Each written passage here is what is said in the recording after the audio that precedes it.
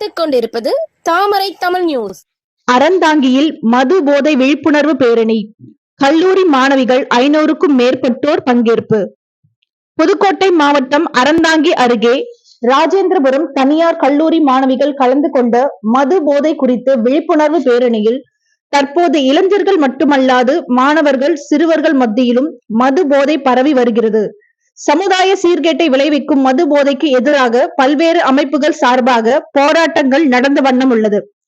அந்த வகையில் அறந்தாங்கியில் நைனா முகமது கலை மற்றும் அறிவியல் கல்லூரி சார்பில் மது போதைக்கு எதிராக விழிப்புணர்வு பேரணி நடத்தப்பட்டது.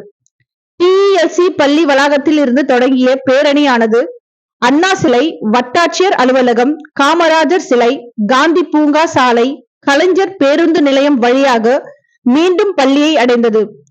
பேரணியில் கல்லூரி மாணவிகள் கலந்து கொண்டு மது போதைக்கு எதிராக கோஷங்கள் எழுப்பியும் பதாகைகள் ஏந்தியும் பொதுமக்களிடையே விழிப்புணர்வை ஏற்படுத்தி சென்றனர்.